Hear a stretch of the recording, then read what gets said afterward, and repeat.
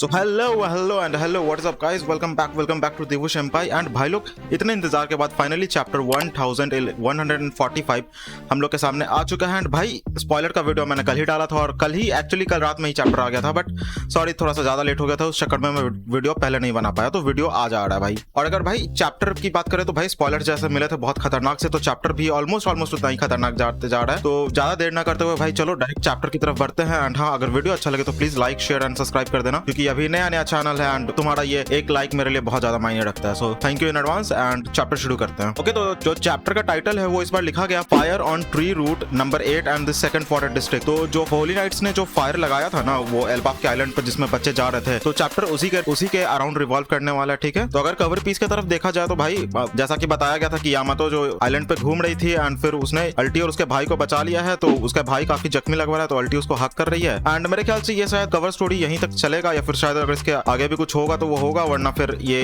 यहीं पे मेरे ख्याल से एंड होना जाना चाहिए। ठीक है, और अगर चैप्टर की तरफ चले तो भाई चैप्टर का शुरुआत ही बहुत ज्यादा खतरनाक है, क्योंकि हमें चैप्टर के शुरुआत में ही दिखाया गया कि सांजी, जोरो एंड एक और जायंट है, वो तीनों मतलब लूफी मीट लाने का ऑर्डर दिया होगा, क्योंकि मीट से उसका भाईचारा उसको बनाना है लोकी से, तो वो तीनों जाकर डायनासोर को हंट कर रहे हैं, डायनासोर को हंट कर रहे हैं। एंड हंट करने के लिए भाई सांजी जोरो को हवा में उछालता है, फिर जोरो ऊपर से जाके अपना अटैक यूज करके डायनासोर को बीच में से काट देता है भाई। एंड उसी के साथ एक और जो जायंट उसके साथ आया था ना, उसका शील्ड बहुत गजब है, क्योंकि उसका शील्ड भाई लिटरल बोल पा रहा है। जो जायंट है वो बोलता है अपने शील्ड को, अपने शील्ड से बात करता है और उसको बोलता है कि भाई देखो वो डायनासोर यहाँ तेजी से आ रहा है तो तुम्हें कुछ करना होगा। फिर वो शील्ड अचानक से बहुत ज्यादा बड़ा होकर भाई वो लिटरल जायंट से भी बड़ा हो जाता है वो शील्ड, एंड अचानक से बड़ा होकर फिर बोलता है, फिर उसको बचा लेता है, जायंट को बचा लेता है। एंड फिर भाई डायनासोर को काटने के बाद जब वो डायनासोर फाइनली नीचे गिरता है ना, तब ये लोग बात कर रहे होते हैं कि भाई ये डायनासोर तो बहुत ज्यादा ही बड़ा है, इवन जायंट्स के कंपैरिजन में ये डायनासोर बहुत ज्यादा है। फिर जो जायंट हमारे साथ आया था जोरो और सांजी के साथ मीट हंट करने के लिए, वो बताता है कि भाई ये वाला जो स्पेशल स्पीसीज है जिसका नाम है ग्रेक्योसॉर, वो बहुत ज्यादा डिलीशियस होता है। एंड ऐसा बताता है कि भाई ये खाने में तो बहुत ज्यादा टेस्टी होता है, बस इसको बनाने में एक ही दिक्कत है कि क्या बोलते हैं, इसमें फैट बहुत ज्यादा होता है, तो फैट के कारण वो जो मीट का असल टेस्ट है ना वो आ नहीं पाता। बट भैया इसके बारे में चिंता करने की जरूरत नहीं, क्योंकि हमारा best cook of east blue यहाँ खड़ा है भाई, सांजी है ना, वो आराम से पका के देगा भाई। फिर सांजी मतलब वो अपने जायंट से वही पूछता है कि भाई चलो तुम जो इसको पकाना जितना हार्ड है वो रहने दो, तुम मुझे ये बताओ कि इसको मैं बनाऊंगा कहाँ, क्योंकि ये बहुत ज्यादा बड़ा है किसी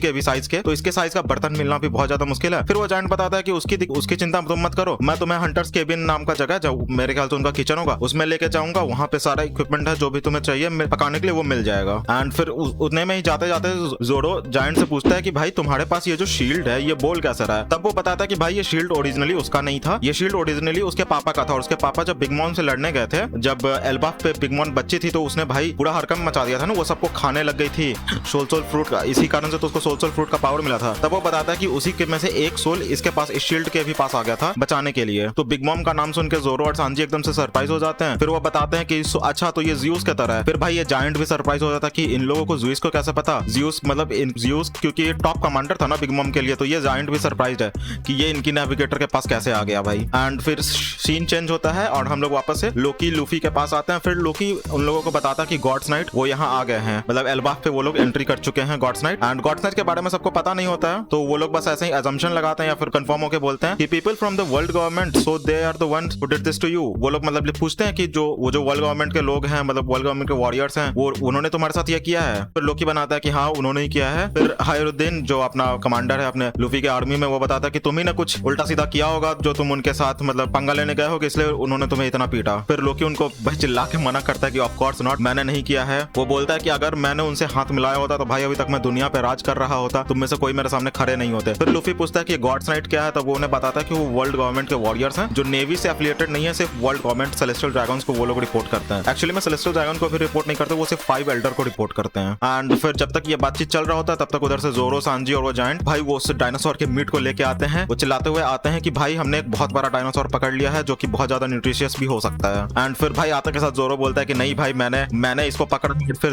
सांजी उधर से मस्ती लेने के लिए बोलता है कि हाँ मैंने भी देखा आसमान में एक ब्रोकली जैसा उड़ रहा था कुछ। एंड फिर उतने में उधर हायरुद्दीन उतने में ही उधर फिर दूसरा जायंट पूछता है कि चलो फिर लकड़ियां काटते हैं, क्योंकि आग तो जलाना पड़ेगा भाई, अब इतना बड़ा पीस ऑफ मीट है तो भाई इतने बड़े के लिए कुछ ना कुछ जुगाड़ तो स्पेशल जुगाड़ तो करना ही पड़ेगा। तो बस वो लोग उसी के लिए फिर उधर लकड़ी काटने जाते हैं। एंड लकड़ी काटते के साथ फिर आराम से खाना वाना बन जाता, तब तक वो लोग और कुछ बातें करते जो हमें बताया नहीं गया, उतने में खाना बन चुका है। एंड फिर जैसा ही खाना रेडी होता है भाई, लूफी का तो आदत है ना सबसे बड़ा मीट का पीस उठाने का एंड खुद पे खुद काट खा लेने का, लेकिन भाई इस बार वो ऐसा नहीं करता, वो सबसे बड़ा पीस उठाता है लोकी के लिटिल मुंह पे फेंक के मारता कि ले भाई तू खा। भाई वो खुद को अपने जैसा समझ रहा है। एंड फिर उधर से वो जो जायंट जो हील कर रही होती है, मतलब मलम पट्टी कर रही होती है लोकी का, वो बोलते हैं कि भाई आराम से मार, इतनी जोर से मारेगा तो अभी जो मैंने मलम पट्टी की है वो सब बर्बाद चला जाएगा, इसके वुंड्स फिर से खुल जाएंगे, खून पैन फिर से भीगना, फिर से बहने लग जाएगा। और उतने में भाई लोकी भी चिल्लाने लगता है कि are you trying to kill me, मतलब उसके सर से बड़ा साइज का मीट लूफी उसके ऊपर पटक चुका है। और फिर लोकी चिल्ला रहा है कि are you trying to kill me. And फिर भाई जैसे ही वो इतने जोर से चिल्लाया ना, लूफी बोलता है कि चलो कम से कम तुम्हें कुछ तो न्यूट्रिशन मिला, तुम थोड़े तो बेटर हुए, हालांकि तुम्हारा कुछ तो ठीक है। एंड फिर भाई चुपचाप लोकी भी समझ गया कि भाई इससे बात करना मेरे माथे को खराब कर सकता है, तो लोकी चुपचाप खाने लगता है भाई। और वो अभी भी बंधा हुआ है, लेटा हुआ है भाई। खाते खाते वो बोलता है कि ये मतलब सिर्फ मीट है ना, तो मीट को स्वॉलो करना बहुत हार्ड होता है। तो जबकि वो लेटा हुआ है तो वो पूरा सूखा सूखा हो गया है। तो वो बोलता है कि मेरे लिए कुछ पीने के लिए लाओ। तो उधर से बाकी सब तो कंप्लेन कर रहे कि भाई तू तो बहुत ज्यादा डिमांडिंग हो गया यार, मतलब तूने खाना मांगा, हम खाना ला के दिए, तेरा मल्लम पट्टी किया, जबकि तू एल्बाफ को ऑलमोस्ट डिस्ट्रॉय करने का कोशिश कर चुका है, लेकिन तब भी तू पूछ रहा है कि भाई कुछ पीने के लिए ला के दो। और भाई उतने में अपना लूफी दौड़ के जाता है, उधर कहीं पे तो सूप बन रहा था, ठीक है, सूप बना रहे थे जायंट्स भाई इसके साथ पीने के लिए। वो लिटरली सूप नहीं निकालता है, वो पूरा सूप का बर्तन उठा के लाता है, पूरा सूप का मतलब खोलता हुआ बर्तन उठा के लाता है और क्या लोकी के ऊपर पटक देता है भाई।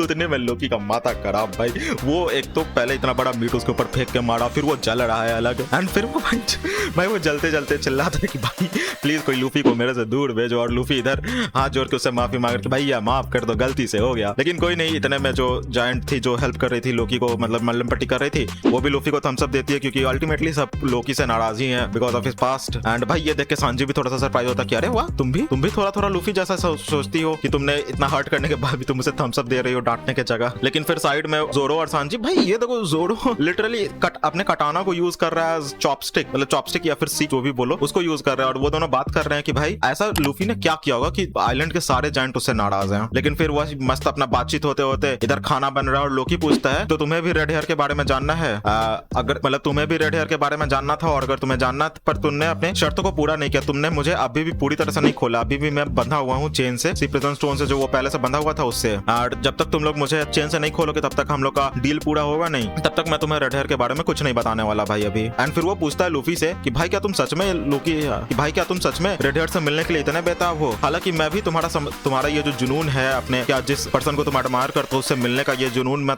तुम्हारा कहीं ना कहीं समझ सकता हूँ कि तुमने भी किसी, मतलब जब तुम छोटे बच्चे थे तो तुमने किसी पायरेट को बहुत ज्यादा क्या मतलब इज्जत से देखा होगा और तुम अब उसके जैसा बनना चाहते हो। तब लूफी बोलता है कि भाई तो तुम भी ऐसी बातें कर रहे हो, तो क्या तुम भी किसी के कुछ ज्यादा ही इन्फ्लुएंस थे? तब लोकी उसको बताता है कि हाँ, एक टाइम पे बचपन में मैं भी बहुत ज्यादा इन्फ्लुएंस था, क्योंकि बचपन में जब रॉक्स डी ज़ेबेक एल्बाफ पे आया था तब लोकी उसके पास गया, क्योंकि उससे ज्यादा इन्फ्लुएंस था और वो बहुत ज्यादा स्ट्रांग था। तो लोकी उसके पास गया था कि मुझे भी अपने इस आइलैंड से बाहर निकलना, तो मुझे अपने क्रू में शामिल करो। लेकिन रॉक्स डी ज़ेबेक भाई वो कितना खूंखार आदमी था ये सबको पता ही है, तो वो सीधा मना कर देता कि नहीं, हमारा नाव तुम जैसे अभी छोटे बच्चों के लिए सेफ नहीं है, तुम आओगे तो यहाँ कच्चे चबा दिए जाओगे, क्योंकि तुम अभी बस एक छोटे बच्चे हो। और लूफी को इस बात का अभी तक पछतावा है कि भाई मैं छोटा बच्चा था इसलिए उसने मेरे को मना कर दिया। लेकिन लूफी से रिजेक्शन सहन नहीं होता है, तो वो भाई लिटरली चैलेंज कर देता है जैसा स्पॉयलर्स में बताया गया था। और भाई चैलेंज के बाद रॉक्स डी ज़ेबेक लिटरली उसको गंदा मारता है यार, उसके छाती में तलवार घुसाए हुए है, इतना बुरा मारता है ना कि एक बार को एडवर्ड न्यूगेट मतलब व्हाइट बियर्ड भी आके बोलने लगा कि भैया रहम करो, थोड़ा बच्चा है वो, उस पर थोड़ा सा रहम दिखाओ, इतना ज्यादा मारोगे वो मर जाएगा, उसके छाती में ऑलरेडी तुमने एक तलवार घुसा रखा है। एंड इसी पे लोकी कन्फेस करता है कि भाई मैं बस गलत टाइम पीरियड पे पैदा हो गया था, मतलब रॉजर जो इतना कुछ अचीव किया उसको भी इसी बात का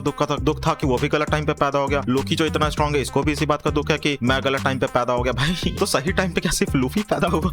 बाकी सब आगे पीछे टाइमलाइन में घूम रहे हैं। और फिर इतने पे से सीन हम लोग का शिफ्ट होता है, हम लोग उस तरफ जाते हैं जहाँ पे वो जो बच्चों को उनको क्या हिप्नोटाइज करके जो अपने पास लेके आ रही थी, या फिर वो जो आग लगा हुआ था उस तरफ लेके जा रही थी ना एल्बाफ आइलैंड पे, तो हम लोग अब उस तरफ जाते हैं। और डॉगी एंड ब्रॉगी अब भाई सीन में कूद चुके हैं, क्योंकि वो दोनों लिटरली सबसे पुराने जायंट्स हैं, तो उन दोनों का मतलब ये जिम्मेदारी बनता है कि वो दोनों संभाले भाई। लेकिन वो दोनों भी बोल रहे हैं कि इन बच्चों को तो ऐसा देख के लग रहा है कि ये आर्मी ऑफ डेड है, बस चले जा रहे हैं, ना कोई सेंसेस है ना कुछ है। एंड उन दोनों को भी काफी ज्यादा दिक्कत हो रहा है, क्योंकि बच्चों के इमेजिनेशन से जो मॉन्स्टर बना है उसको हराने में काफी ज्यादा दिक्कत हो रहा है। पर भाई इतने में ही हमारे रॉजर पायरेट्स का क्या लेफ्ट हैंड या फिर राइट हैंड पता नहीं कौन सा था भाई, मेरे ख्याल से लेफ्ट हैंड कमांडर भाई कूद के आता है और एक झटके में लोकी को काट देता है। मतलब वो लोकी का जो इमेजिनेशन बच्चों ने बनाया था उसको एक झटके में काट देता है। और फिर क्या वो सारे जायंट्स उनकी औकात दिखा देते हैं कि बेटा रॉजर पायरेट्स में लेफ्ट हैंड में फॉर ए रीजन था, ठीक है, रैली के बाद सबसे स्ट्रांग में था, उसका एक रीजन था, इतना भी ज्यादा इग्नोर मत किया करो हमको। एक झटके में वो काट देता है। और फिर वो भी ऐसे मतलब कन्फेस करता है क्योंकि अब थोड़ा बुढ़ा वो भी होने लगा ना, कन्फेस करता है कि बच्चों ने अभी तक रियल लोकी को नहीं देखा, क्योंकि अगर उन्होंने रियल लोकी के स्ट्रेंथ को अगर इस मॉन्स्टर में डाला होता ना, इमेजिन किया होता और उसी स्ट्रेंथ का मतलब ये मॉन्स्टर बना होता, तो भैया इसको भी दिक्कत हो जाता काटने में। लेकिन लेकिन फिर भाई हमें यहीं पे एक सीन में ऐसे बताया जा रहा है ना कि गबन मतलब बूढ़ा तो हो चुका है लेकिन उसका हाकी अब भी नेक्स्ट लेवल पे है भाई। वो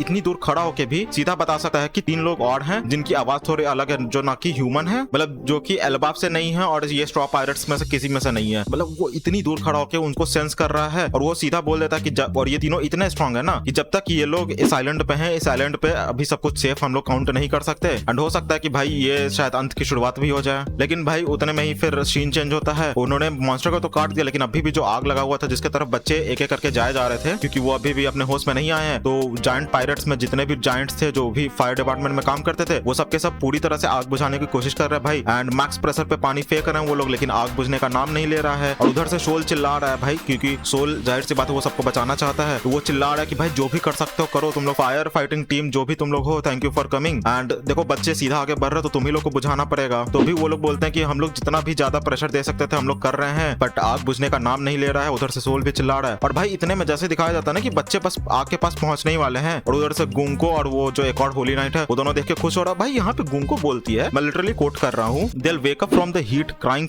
out for their parents, their faces full of pain। मतलब गुंको को भाई क्या ऑब्सेशन क्या है भाई, बच्चों को जलते हुए देख के उसको क्या ऐसा सुकून मिलने वाला है। उसके बाद भी बोलती है that's kind of touching। हाँ भाई मतलब क्या हुआ था बचपन में, क्या गलत हो गया था भाई, इसका कैसा ट्रेनिंग हुआ है। बट कोई ना, होली नाइट्स के इरादों पे पानी फेरने के लिए हमारे स्ट्रॉ हैट पायरेट में से क्या दी हेंचमैन भाई सीधा के सीधा जिम्बे आते हैं और वो किसी क्लाउड पे सवार होते हैं या फिर नीचे मतलब नीचे सवार होते हैं क्लाउड पे जाके, वो कोई तो नया सी क्लाउड अटैक करके क्या इपॉन जोई करके वो अटैक यूज करते हैं जिसकी वजह से पानी का एक वेव फॉर्म सा बनता है और वो जाके फायर को बुझा देता है। और इतना देख के भाई गबान भी हंसने लगता है कि इतनी आसानी से तो नहीं बुझने वाला था, लेकिन ये देखो अब ये ऑलमोस्ट बुझने पे आया है। एंड ये देख के भाई सोल बहुत ज्यादा खुश हो जाता है एंड जिम्बे बस ऊपर आके पूछता है कि क्या मैं सही टाइम पे आया। और उधर से वो जो गुकॉन था मतलब गबान का बेटा वो भी आगे बढ़ते जा रहा है। और भाई फाइनली अब जब बच्चे सेफ हैं और जब आग बुझ चुका है तो सारे स्ट्रॉपाइट्स को भी सांसों में थोड़ी सांस आई और यहाँ पे नामी और सोल बहुत ज्यादा खुश हैं। ब्रुक तो भाई एकदम घबराई गया तो बोलता है दिस गिव मी चिल्स, वो बोन वाला जोक मारने की कोशिश करता है बट कोई ना। एंड उधर से भाई गबान का बेटा बोलता है कि चलो कोई भी है, मतलब वो लोग मेरे दुश्मन ही थे तो क्या हुआ, बट मेरे हैं तो अभी भी मेरे ही आइलैंड के, उनको बचाना मेरा फर्ज बनता है। तो वो अपना शिप लेके पहुंचा हुआ है। एंड भाई यहाँ पे निको रॉबिन चॉपर को हक करके वो दोनों बहुत खुश हैं। सोल भी ऑलमोस्ट रोने पे आ गया है। एंड इसी तरह से हमें ये साफ कर दिया जाता है the fire on B route number 8 and the second forest district वो सक्सेसफुली बुझाया जा चुका है। ठीक है, हैज बीन सक्सेसफुली एक्सटिंग्विश्ड, वो बुझाया जा चुका है। तो अभी बच्चे कुछ देर के लिए तो सेफ है, जब तक वो आगे नहीं बढ़ते जा रहे तब तक के लिए तो सेफ है। लेकिन दिक्कत वही है कि वो बच्चे अभी भी नींद में चलते जा रहे, वो अभी तक रुके नहीं है। इतना सब कुछ चल ही रहा था और उधर से भाई डोगी ब्रोगी क्योंकि आग बुझता हुआ देख के खुश है तो वो लोग फायर फाइटिंग टीम को वो लोग प्रेज कर रहे हैं, लेकिन उनको पता नहीं है कि भाई जिम्बे is the real giga chad है, जिम्बे ही वो था जिसने ये आग बुझाया है। एंड भाई इतने में भाई जिम्बे को देखो क्योंकि सब कुछ खुश, सब लोग खुश हैं तो सब लोग जिम्बे का तारीफ कर रहे हैं। चॉपर बोलता है भाई जिम्बे that was so cool, I know everyone's cool at hit. And उधर से भाई ये गबन का बेटा भी मतलब कन्फेस करता है कि मैं जानता हूँ कि स्कूल में सब मेरे से नफरत करते हैं पर ये अभी भी हैं तो मेरे दोस्त, तो मैं ही इनको बचाऊंगा और इनको बचाने के लिए जिम्बे आपका बहुत बहुत शुक्रिया। तो ये भाई मतलब दिखाता है कि ये भी कि ये गबन का बेटा ही तो था जो रेड हेयर शैंक से कुछ ज्यादा इन्फ्लुएंस था। तो इसके अंदर भी मतलब वो अच्छाई वाला चीज दिखाया जा रहा है कि इसके अंदर वो हेट नहीं आया है क्योंकि सारे बच्चे इसे हेट करते थे, तो पर इसके अंदर वो नहीं है, ये अभी भी उनका केयर करता है। एंड यहाँ पे नामी भी बहुत ज्यादा खुश होकर बोल रही है कि that's really nice of you, let's save every last one of them. और नामी को कुछ तो बच्चों से ज्यादा ऑब्सेशन है इसलिए नामी कुछ ज्यादा ही खुश होकर घूम रही है। लेकिन भाई इतने में ही जो शिप हवा में लेके जा रहा था भाई उस पे गुकॉन पता नहीं कहां से टेलीपोर्ट मारती है, फिर आके कूद जाती है। एंड भाई उसको देख के लिटरल सबका फटने लगता है। जिम्बे का भी हालत खराब है, मतलब हालत खराब नहीं है, मतलब वो थोड़ा जिम्बे थोड़ा सा शॉक्ड है। वो सबका एक्सप्रेशन सबको पता है क्या होने वाला है। ब्रुक का एक्सप्रेशन एंड नामी ये सब शॉक्ड है इसको एक मतलब एट द इंस्टेंट देख के कि फटाक से ये पता नहीं कहां से पहुंच गई। एंड भाई ये क्योंकि सारे पायरेट्स ने, सारे जायंट्स ने एंड स्ट्रॉ हैट पायरेट्स ने मिलकर इसके प्लान के ऊपर पानी फेर दिया, तो ये उससे थोड़ा नाराज है और गुस्से में आके बोलती है that's pretty rowdy of that. And भाई अब जब क्योंकि स्ट्रॉ हैट पायरेट सामने आ चुका है और एक होली नाइट भी सामने आ चुका है तो शोडाउन का टाइम बनते जा रहा है। लेकिन हाँ, चैप्टर को यहीं एंड करना पड़ेगा क्योंकि ओडा सेंसे को थोड़ा सा ब्रेक चाहिए, बट कोई बात नहीं। एंड इसी के साथ हमें ये भी डिक्लेयर कर दिया जाता है कि अगले हफ्ते एक ब्रेक होने वाला है। ठीक है, एंड चैप्टर 1145 यहीं पे एंड होता है। ठीक है, सो या मतलब काफी अच्छा चैप्टर था, पढ़ के मजा आया। लेकिन कोई बात नहीं, अब एक हफ्ते का ब्रेक है तो ब्रेक है, कोई बात नहीं। लेकिन अब जब उधर लोकी भी हील कर चुका है, लोकी भाई होली नाइट्स के बारे में बता दिया, तो अब मेरे ख्याल से जल्द ही लूफी, जोरो, सांजी ये सब भी आने वाले हैं यहाँ पे इस पार्टी को ज्वाइन करने के लिए। एंड फिर बहुत जल्द हमें अगले कुछ चैप्टर्स में देखने को मिल सकता है भाई फाइनली शोडाउन होता हुआ गॉड नाइट। क्या पता वो रेड हेयर वर्सेस लूफी देखने को मिल जाए भाई, red hair Shanks versus red hair वो होली नाइट वाला, आई एम सॉरी मेरे को नाम नहीं याद है, वो देखने को मिल जाए भाई। कोई नहीं, अगर वीडियो अच्छा लगा तो प्लीज चैनल को सब्सक्राइब करना एंड मिलते हैं अगले किसी स्टोरी एक्सप्लेनेशन के चैप्टर में। और हाँ, वैसे अगर तुम लोग चाहो कोई भी दूसरा मांगा सीरीज सजेस्ट कर सकते हो, मैं उस पर भी वीडियो बहुत जल्द आने की कोशिश करूंगा। तब तक के लिए bye bye. Bye, see you all in the next video.